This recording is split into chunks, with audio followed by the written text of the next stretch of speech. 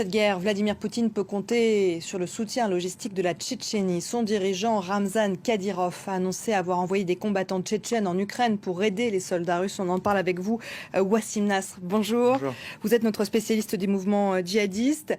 Qui sont ces hommes et où sont-ils? Est-ce qu'on a des informations sur leur présence en Ukraine?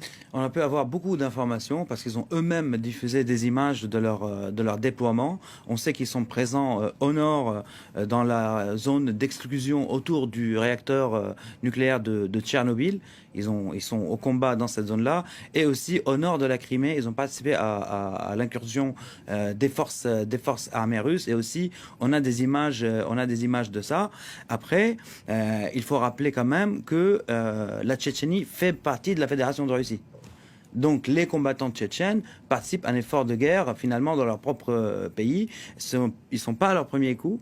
Ils ont déjà participé à pas mal d'opérations militaires russes, dernièrement par exemple en Syrie, sous la forme de police militaire. Là on voit les images sur le front qui a été percé par les Russes au nord de la Crimée. Donc c'est un combattant tchétchène qui va enlever un drapeau ukrainien et mettre le drapeau des forces tchétchènes. Mais la présence la plus importante, en tout cas prouvée jusqu'à l'heure, on a aussi des images des convois militaires, c'est dans cette forêt autour du réacteur de Tchernobyl. Et là, on voit les images, donc c'est un convoi assez important.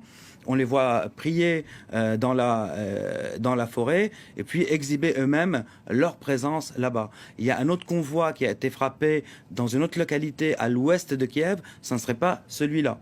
Donc ce convoi-là, on ne sait pas ce qu'il est devenu en gros, mais il faut insister sur quelque chose.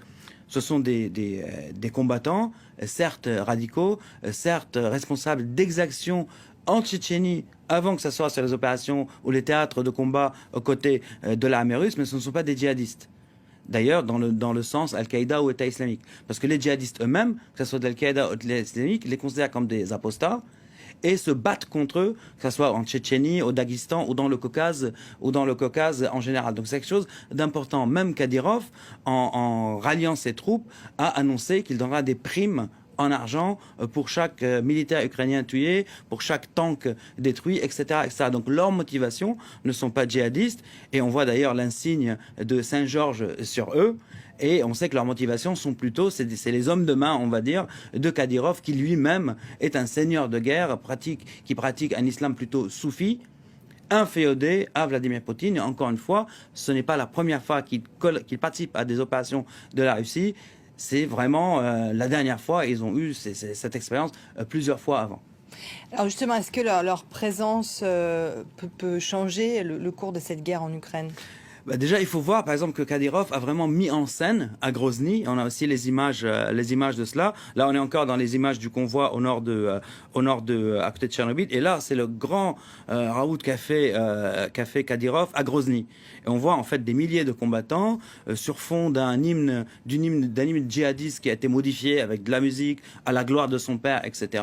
Mais avec vraiment une connotation religieuse pour justifier ce combat. Mais cette teinte, on va dire, religieuse n'a rien à voir avec les motivations réelles de ces combattants, et encore une fois, qui ne sont pas à leur premier coup. Donc on voit cette mobilisation qui vient après l'envoi de ces forces spéciales, on va dire, en Biélorussie, parce qu'ils ont fait leur passé depuis la Biélorussie. Donc après cet effet de propagande, on va dire, ces troupes-là ont toujours été supplétives des forces russes.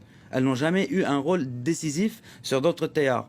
Mais on peut imaginer qu'ils peuvent avoir un rôle d'impact psychologique sur les Ukrainiens, connaissant les exactions dont ils sont responsables déjà chez eux, sur d'autres théâtres, et la réputation qu'ils ont de férocité au combat et d'aguerrissement au combat, etc., etc. Mais l'apport militaire sur le terrain, en tout cas pour le moment, on ne l'a pas vu, et on ne sait pas si, au-delà de ce qui est montré aujourd'hui, ils vont avoir un rôle décisif dans des opérations militaires proprement parlant. On a eu des infos comme quoi il y en a qui ont été arrêtés à Kiev en essayant de faire des opérations de sabotage, mais pas des opérations militaires.